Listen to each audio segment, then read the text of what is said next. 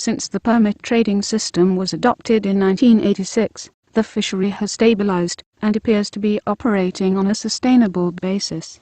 Although tradable permits are popular in the business community, permits are administratively more complicated and not as well understood as taxes. Edwin Clark, former senior economist with the White House Council on Environmental Quality, observes that tradable permits require establishing complex regulatory frameworks, defining the permits, establishing the rules for trades, and preventing people from acting without permits. In contrast to restructuring taxes, something with which there is wide familiarity, tradable permits are a concept not widely understood by the public, making it more difficult to generate broad public support. Each year the world's taxpayers provide an estimated $700 billion of subsidies for environmentally destructive activities, such as fossil fuel burning, overpumping aquifers, clear-cutting forests, and overfishing. An Earth Council study, Subsidizing Unsustainable Development, observes that there is something unbelievable about the world spending hundreds of billions of dollars annually to subsidize its own destruction. Iran provides a classic example of extreme subsidies when it prices oil for internal use at 1/10 the world price, strongly encouraging car ownership and gas consumption. If its $37 billion annual subsidy were phased out, the World Bank reports that Iran's carbon emissions would drop by a staggering 49%. This move would also strengthen the economy by freeing up public revenues for investment in the country's economic development. Iran is not alone. The bank reports that removing energy subsidies would reduce carbon emissions in India by 14%, in Indonesia by 11%, in Russia by 17%, and in Venezuela by 26%. Carbon emissions could be cut in scores of countries by simply eliminating fossil fuel subsidies. Some countries are already doing this. Belgium, France, and Japan have phased out all subsidies for coal. Germany reduced its coal subsidy from $2.8 billion in 1989 to $1.4 billion in 2002, meanwhile lowering its coal use by 38%. It plans to phase out this support entirely by 2018.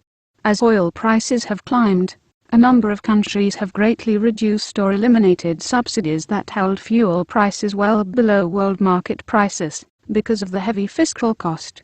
Among these are China, Indonesia, and Nigeria. A study by the UK Green Party, Aviation's Economic Downside, describes the extent of subsidies to the UK airline industry. The giveaway begins with $18 billion in tax breaks, including a total exemption from the federal tax. External or indirect costs that are not paid, such as treating illness from breathing the air polluted by planes, the costs of climate change, and so forth, add nearly $7.5 billion to the tab. The subsidy in the United Kingdom totals $426 per resident. This is also an inherently regressive tax policy simply because a part of the UK population cannot afford to fly, yet they help subsidize this high-cost travel for their more affluent compatriots. While some leading industrial countries have been reducing subsidies to fossil fuels, notably coal, the most climate-disrupting of all fuels, the United States has increased its support for the fossil fuel and nuclear industries. Douglas Koplow, founder of EarthTrack, calculated in a 2006 study that annual U.S. federal energy subsidies have a total value to the industry of $74 billion.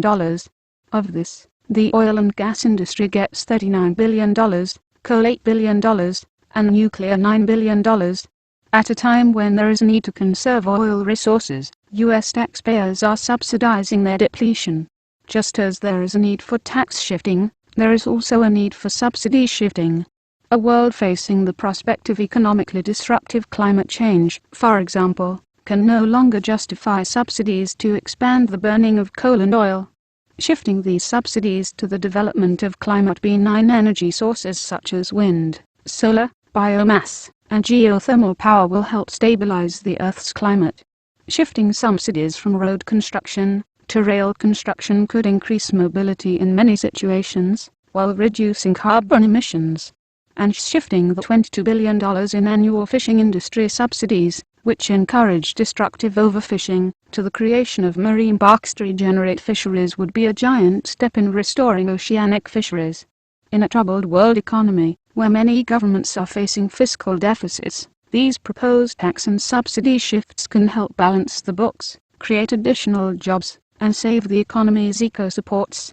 Tax and subsidy shifting promise energy efficiency, cuts in carbon emissions, and reductions in environmental destruction, a win-win-win situation. Summing up climate stabilization measures.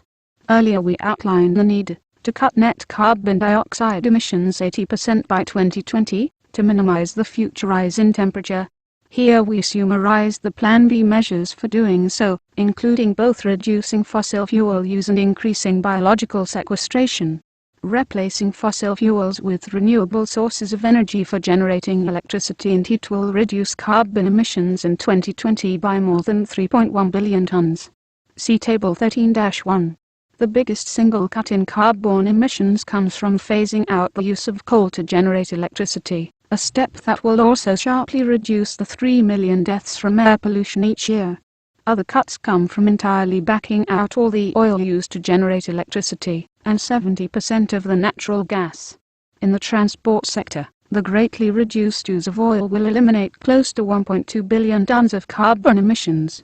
This reduction relies heavily on the shift to plug-in hybrid cars that will run on carbon-free sources of electricity such as wind. The remainder comes largely from shifting long-haul freight from trucks to trains, electrifying freight and passenger trains, and using green electricity to power them. At present, net deforestation of the Earth is responsible for an estimated 1.5 billion tons of carbon emissions per year. The Plan B goal is to bring deforestation to a halt by 2020, thus totally eliminating this source of carbon emissions. The idea of banning logging may seem novel, but in fact a number of countries already have total or partial bans. We're not content with just halting deforestation. We want to increase the number of trees on the Earth in order to sequester carbon. The forestation of wastelands will fix more than 950 million tons of carbon each year. This does not include the similarly ambitious planting of trees to control flooding, reduce rainfall runoff to recharge aquifers, and protect soils from erosion.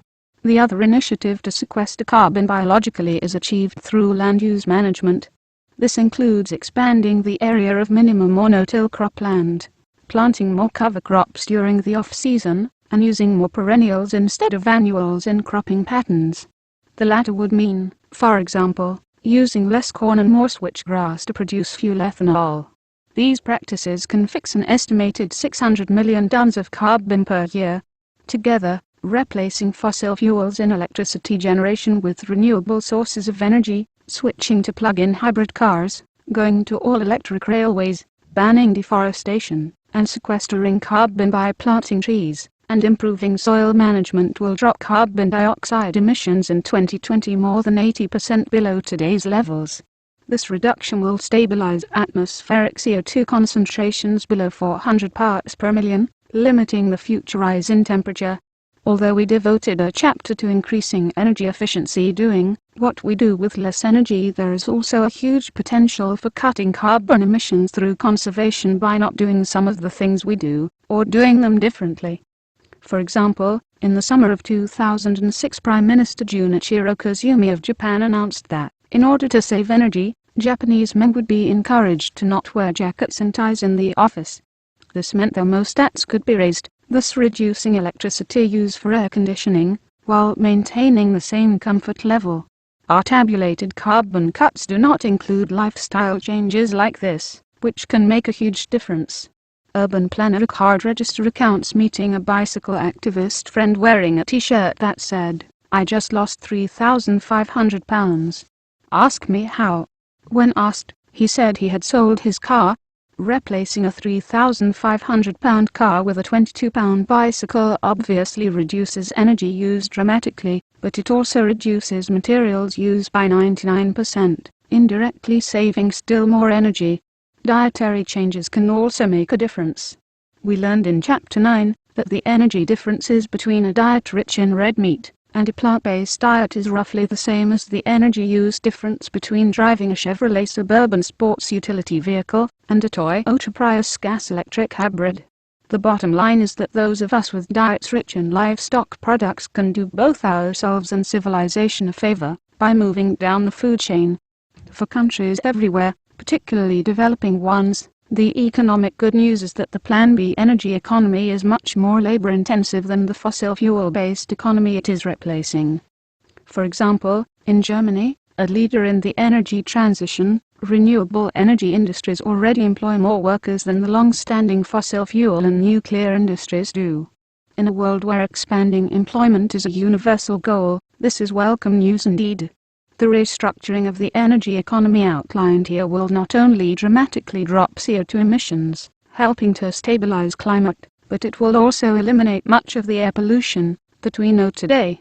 The idea of a pollution-free environment is difficult for us even to imagine, simply because none of us has ever known an energy economy that was not highly polluting. Working in coal mines will be history. Black lung disease will eventually disappear. So too will code red alerts warning of health threats from extreme air pollution. And, finally, in contrast to investments in oil fields and coal mines, where depletion and abandonment are inevitable, the new energy sources are inexhaustible. While wind turbines, solar cells, and solar thermal panels will all need repair and occasional replacement, the initial investment can last forever. This well will not go dry. A response to failing states. If the number of failing states continues to increase, at some point this trend will translate into a failing civilization. These declining states threaten the political stability of the international system. Somehow we must turn the tide of state decline. One thing seems clear. Business as usual will not do it. Failing states, a relatively new phenomenon, require a new response. Historically, as noted in Chapter 1, the principal threat to international stability and the security of individual countries has been the concentration of power in one country. Today the threat to security comes from the loss of power and the descent of nation-states into anarchy and chaos. These failing states become terrorist training grounds, as in Iraq and Afghanistan, drug producers, Afghanistan and Myanmar, and weapons traders, Somalia and Nigeria. The goals discussed earlier of stabilizing population, eradicating poverty, and restoring the earth are indispensable, but we also need a focused effort to deal specifically with states that are failing, or at risk of doing so. The United Kingdom and Norway have recognized that failing states need special attention, and have each set up interagency funds to provide a response mechanism. They are first to devise a specific institutional response. At present, U.S. efforts to deal with weak and failing states are fragmented. Several U.S. government departments are involved, including State, Treasury, and Agriculture, to name a few. And within the State Department, several different offices are concerned with this issue. This lack of focus was recognized by the Hartradman U.S. Commission on National Security in the 21st century. Responsibility today for crisis prevention and response is dispersed in multiple aid U.S. Agency for International Development and state bureaus, and among states undersecretaries and the aid administrator. In practice, therefore, no one is in charge. What is needed now is a new cabinet-level agency, a Department of Global Security, that would fashion a coherent policy toward each weak and failing state. This recommendation, initially set forth in a report of the Commission on Weak States and U.S. National Security, recognizes that the threats to security are now coming less from military power, and more from the trends that undermine states, such as rapid population growth, poverty, deteriorating environmental support systems, and spreading water shortages. The new agency would incorporate aid, now part of the State Department, and all the various foreign assistance programs that are now in other government departments, thereby assuming responsibility for U.S. development assistance across the board. The State Department would provide diplomatic support for this new agency, helping in the overall effort to reverse the process of state failure. The new Department of Global Security, DGS, would be funded by shifting fiscal resources from the Department of Defense. In effect, the DGS budget would be the new defense budget. It would focus on the central sources of state failure, by helping to stabilize population, restore environmental support systems, eradicate poverty, provide universal primary school education, and strengthen the rule of law through bolstering police forces and court systems. The DGS would deal with the production and international trafficking in drugs. It would make such issues as debt relief and market access an integral part of U.S. policy. The DGS would provide a focus for the United States to help lead what it can be hoped will be a growing international effort to reduce the number of failing states. This agency would also encourage private investment in failing states by providing loan guarantees to spur development. The United States might also benefit from the creation of the U.S. Youth Service Corps, which would provide 1 year of compulsory public service for its young people